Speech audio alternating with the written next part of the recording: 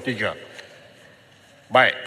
Yang terakhir, selain itu sejak kebelakangan ini telah meningkatnya trend ahli-ahli yang berhormat memasang peranti untuk telefon seperti telefon bimbit di meja untuk buat live streaming di media sosial semasa ucapan yang berhormat ketiga sesi persidangan Dewan Rakyat berlangsung. Untuk makluman, Peraturan Mesyuarat 351 menghendaki ahli yang berhormat untuk mengarahkan sebarang ucapan kepada pengerusi.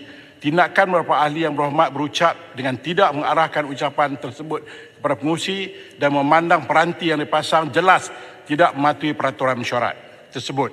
Untuk memastikan berhormat mematuhi Peraturan Mesyuarat 351, saya dengan ini menetapkan bahawa ahli yang berhormat tidak lagi dibenarkan untuk memasang sebarang peranti bagi membuat live streaming dalam Dewan Rakyat. Untuk makluman, ucapan berhormat boleh dituntun melalui siaran langsung sidang Dewan Rakyat di YouTube rasmi Parlimen Malaysia, RTM dan media massa yang lain. Diharap agar ahli yang berhormat dapat memberi kerjasama dalam perkara ini. Sekian, terima kasih. Pertanyaan. Yang Berhormat, 351 bahagian berkenaan dengan peranti, Yang Berhormat Speaker. Alasan yang digunakan oleh Speaker adalah kerana ahli yang bercakap itu tidak memandang kepada Speaker.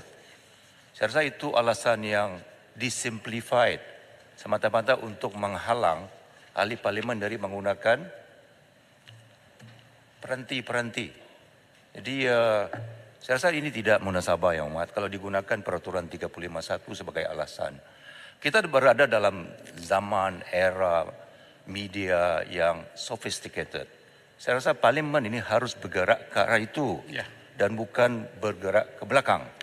Jadi penggunaan peranti saya rasa patut digalakkan oleh Speaker dan tidak menjadikan perkara 351 memandang Speaker sebagai alasan untuk menghalang ahli parlimen dia menggunakan peranti. Saya harap keputusan Speaker ini boleh dirujuk semula untuk memberi mengangkat martabat parlimen dalam penggunaan alat peralatan yang lebih sophisticated daripada yang ada. Terima kasih. Sebagai contoh, Yang Berhormat, di dalam peraturan masyurat ini ada peraturan masyurat yang mengatakan tidak boleh membaca surat abar dalam dewan. Itu merupakan dulu kerana orang membaca surat abar dalam dewan. Tetapi sekarang ini peraturan masyurat itu redundant kerana nobody would read newspaper. Everybody akan melihat peranti-peranti. Jadi kita harus bergerak ke arah itu, Yang Berhormat Speaker. Harap Yang Berhormat Speaker boleh pertimbangkan yang itu. Terima kasih, Yang Berhormat Speaker. Terima kasih. Speaker. Saya akan nanti. Perkara yang sama. Nanti kejap, duduk. Saya jawab dulu Beluran. Sebab Beluran ini mentor saya. Semasa jadi timbalan Speaker, selalu saya jumpa dia. Dua, Yang Berhormat. Yang pertama, apa-apa juga yang kita tidak puas hati, kita ada jawatankuasa. Jadi bolehlah Yang Berhormat tulis pada jawatankuasa, akhirnya kita ubah pindaan mesyuarat. Tak ada masalah. Sebab peraturan mesyuarat ini bukan saya yang buat. Peraturan ini mesyuarat ini kita yang buat semua melalui satu jawatankuasa.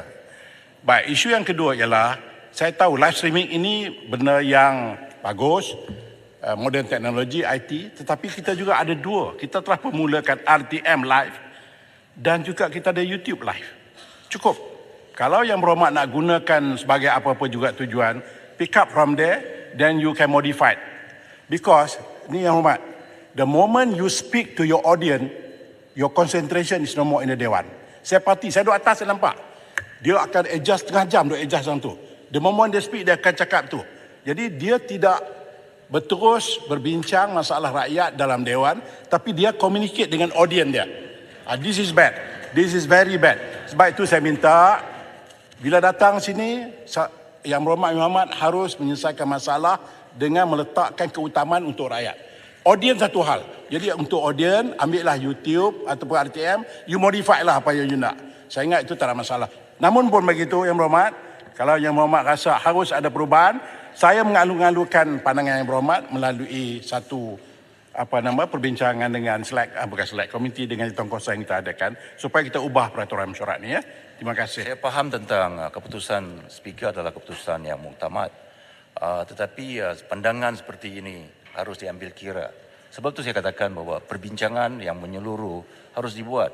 Saya rasa terlalu ekstrim untuk mengatakan bahawa ketika seseorang ahli parlimen yang menggunakan peranti berbahas kepada audiens di luar sana. It is too extreme, Yang Mohd. Saya perhati dari sini, Hormat. I can quote you. Ya. Even kita berucap dalam ada peraturan masyarakat harus pandang kepada speaker, tetapi menteri pun dia terpandang sana, terpandang ke belakang. So sebab itu saya katakan dia terlalu disimplified, oversimplified dan ekstrim contoh yang diambil untuk menghalang peranti digunakan. Okey, tetapi saya tidak menghalang RTM dan YouTube carry on. Saya tidak menghalang itu. Jadi mungkin itu boleh diteruskan, tak ada masalah. Tapi personalize, baik. Hari ini kita ada YouTube, mungkin 6 bulan lagi, Yang Berhormat buat main gadget yang lebih besar lagi. What do I do then? Jadi itu yang saya kata, sebelum ianya merebak kepada yang besar, saya nak stop kat sini. Sebab kita sendiri di Parlimen provide those facilities yang Berhormat nak, semua ada. Jadi kalau Yang Berhormat perlukan gadget yang lebih sophisticated, boleh bincang dengan saya. But bukan secara individu. Tapi biarlah kita merasai, semua orang dapat merasai kenikmatan IT yang kita perkenalkan di Parlimen ini. Terima kasih. Saya nak proceed. Kalau Yang Berhormat tak setuju, kita boleh bincang di luar sebentar lagi. Yang Berhormat, kalau isu sama. Perkara yang sama. Sama, Tapi tak payahlah. alasan yang Tuan Speaker beritahu tadi sebab tidak memandang muka speaker, pandang muka gadget. Bagaimana pula orang yang baca teks pun tak pandang muka speaker, baca daripada mula sampai habis. Ya, dalam peraturan mesyuarat yang tak boleh baca surat khabar, baca teks dia tak sebut. Kecuali saya tidak boleh halang dia. Mungkin dia pun tak terpetah hebat sehebat Yang Berhormat. Dia perlukan panduan. Saya benarkan yang tu. Baik, teruskan Ustazah. Pertanyaan-pertanyaan bagi jawab lisan. Baik, saya jemput Datuk Seri Panglima